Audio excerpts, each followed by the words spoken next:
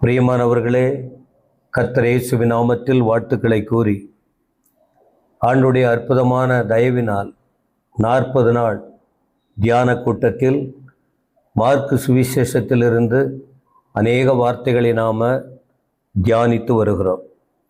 கடைசியாக நீங்கள் பேதுருவை குறித்தும் ஆண்டவர் இயேசுவை குறித்தும் சொன்னதை அறிந்திருக்கிறீர்கள்.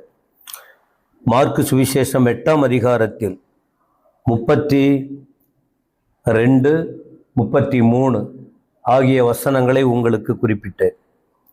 34ஆம் வசனம், இதில் ஒரு 4 விதமான காரியத்தை ஆண்டவர் சொல்லுகிறார்.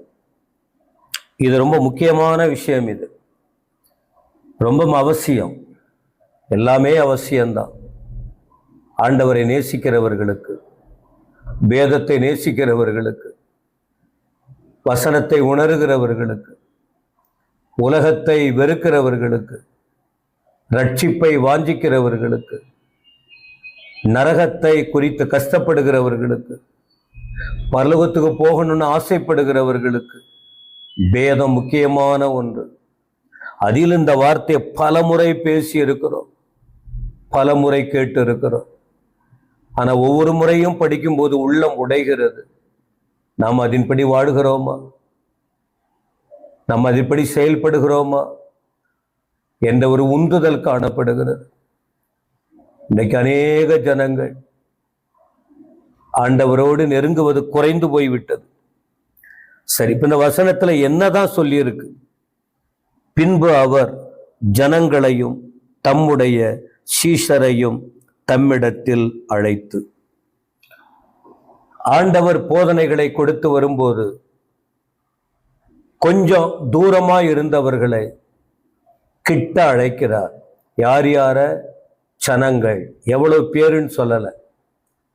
ஏன்னா எப்பவுமே அவரை சுற்றிலும் திரளான ஜனங்கள் சூழ்ந்து கொண்டிருந்தார்கள். திரள் ஜனங்கள், அவங்களையும் கிட்ட வர சொல்றார். அடுத்து தம்மிடத்தில் சீஷர்களையும் அழைக்கிறார். 12 சீஷர்கள் அவரோடு இருக்காங்க. சீஷர்களாய் வர போகிறவர்களும் அங்க இருக்காங்க. இந்த திரள் ஜனங்கள் வந்து வசனத்தை கேட்டாங்களே, அவர்களிலும் சிலர் பின்னாட்களில் இந்த சீஷத்துவ பணியில் ஈடுபட்டிருக்கலாம். சரி, அழைத்தார். அழைச்சிட்டு என முதல்ல அழைப்பு கொடுக்கிறார். ஒரு முறை சொன்னாரு பாருங்க,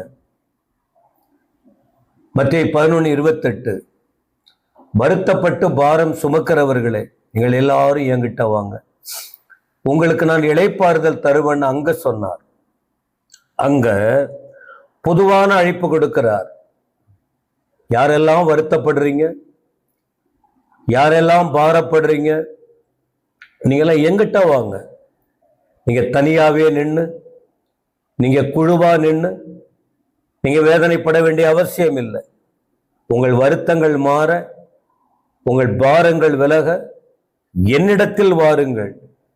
என்கிட்ட வந்தா மட்டும்தான் உங்களுக்கு இளைப்பாறுதல், சமாதானம் கிடைக்கும், ஆறுதல் கிடைக்கும், அமைதி கிடைக்கும்.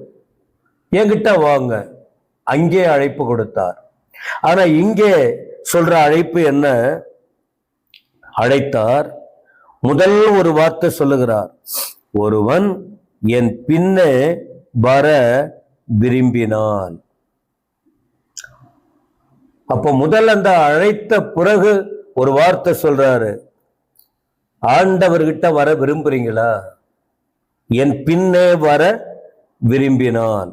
அப்ப இதுவரைக்கும் நீங்க மற்ற தலைவர்களை சார்ந்து போனீங்க, குடும்ப பொறுப்புள்ளவங்களை சார்ந்து போனீங்க, நண்பர்களாக கூடி போனீங்க, தொழிலில் ஈடுபடுகிறவர்களோடு இணைந்து போனீங்க, இப்படி பல நட்புகளோடு கலந்திருந்தீங்க. இப்ப என்னுடைய சந்திப்பு உங்களுக்கு கிடைச்சிருக்கு. என்ன நீங்க பார்க்குறீங்க? என் உபதேசத்தை நீங்கள் கேட்கிறீர்கள். எப்பொழுது என்னோடு கூட இருந்து கவனிச்சுக்கிட்டு இருக்கீங்க. அதனால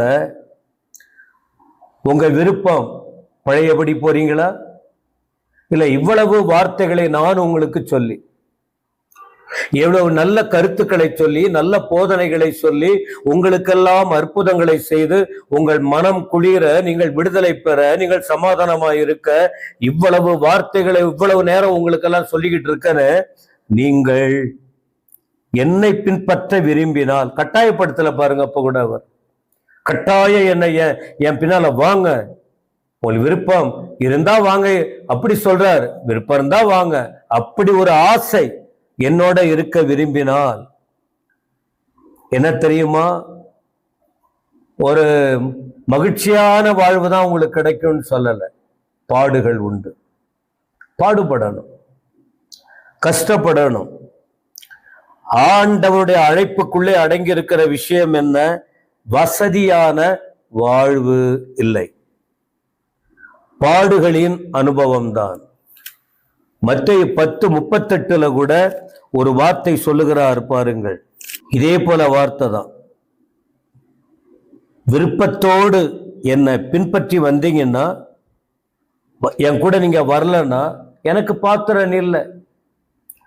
நான் உங்களுக்கு ஏதாவது செய்யணும்னா, நீங்க என்னை பின்பற்றி வர விரும்பினால் உங்களுக்கு ஒரு பாடுகள் அனுபவம் இருக்கு, நீங்க அதுக்குள்ளதான் வரணும் என்று முன்கூட்டியே ஆண்டவர் சொல்லுவதை பார்க்கிறோம். அப்ப இயேசு கிறிஸ்துவை பின்பற்ற வேண்டும். அப்படி பின்பற்ற விரும்பினால் இன்னொரு காரியத்தை சொல்லுகிறார், அவன் தன்னைத்தான் வெறுத்து. ஒரு வெறுக்கணும், வெறுப்பின் அனுபவம். என்னத்தை வெறுக்கணும்? இதுவரைக்கும் இவங்க அனுபவம் என்ன, என்னுடைய அனுபவம் என்ன, உங்களுடைய அனுபவம் என்ன? எல்லாருமே உலகத்தில் வாழுகிறோம். உலக ஆசை,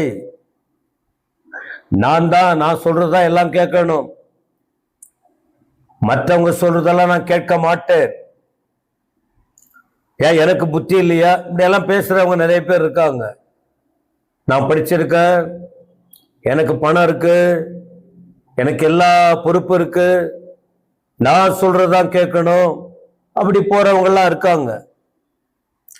அப்போ முன்பு உங்களுக்காக நீங்க வாழ்ந்தீங்க, நாம நமக்காக வாழ்ந்தோம் முன்பு. எப்போ? ஆண்டவர் அழைக்கிறதுக்கு முன்பு, ஆண்டவரை அறிந்து கொள்வதற்கு முன்பு, இந்த வார்த்தைகளை கேட்பதற்கு முன்பு நம்ம இஷ்டம் போல வாழ்ந்தோம். ஆனா இன்று ஆண்டவர் என்ன விரும்புகிறாருன்னு சொன்னால், அவர் வார்த்தைக்கு கீழ்ப்படிந்து அவர் என்ன எதிர்பார்க்கிறாரோ அதன்படி வாழ, அவர் என்ன சொல்லிக் கொடுக்கிறாரோ அதற்கு கீழ்ப்படிந்து வாழ, நீ எதை விட வேண்டும் என்று சொல்லுகிறாரோ அதை விட்டு விட்டு வாழ, இதான் நம்மை நாமே வெறுக்க வேண்டுமா? என் பின்ன நீங்க வர விரும்பினால், உங்களுக்கு அப்படி ஒரு ஆசை இருந்தா உங்களை நீங்களே வெறுக்கணும். இராணுவத்துக்கு போறவங்க ஒரு கட்டுப்பாடு அங்க நிறைய இருக்கு. நான் இராணுவத்துக்கு போனால் நான் இப்படிதான் சாப்பிடுவேன், நான் இந்த உடைதான் உடுத்துவேன், நான் இப்படிதான் நடப்பேன், நான் இப்படிதான் முடிவெட்டுவேன், நான் இந்த காலணி தான் அணிவேன், நான் இங்க தான் உட்காருவேன், அப்படியெல்லாம் சொல்ல முடியாது. ஒரு முக்கியமான பொறுப்புக்கு போறவங்க அந்த நிர்வாகம் என்ன சொல்லுகிறதோ, நாம ஏற்கனவே இருக்கிற பழக்க வழக்கங்களை விட்டு அவர்கள் சொல்லுகிறபடி கேட்கணும். இங்கேயும் ஆண்டவர் அதைதான் சொல்லுகிறார். என்ன? சிலர் பாதியிலே விட்டுட்டு ஓடிடுவாங்க, ஆசையா அவரை பின்பற்றி வர்றவங்க. ஆனா ஆண்டவர் சொல்லுகிறார், கடைசி வரை அவருக்காக வாழ வேண்டும். எனவே இந்த நாளில் யோவான் 6ஆம் அதிகாரத்துல கூட 66, 67 படிச்சீங்கன்னா ஆண்டவரே சொல்றார், என்னை பின்பற்றினவங்களே போயிட்டாங்க, நீங்களும் போயிட போறீங்களா? என்னை பின்பற்றி வர விரும்பினால் உங்களை வெறுக்கணும். வெறுத்து வாழுவோம், ஒப்பு கொடுப்போம். கர்த்தர் இந்த வார்த்தைகளின்படி உங்களை ஆசீர்வதிப்பாராக. ஆமென், ஆமென்.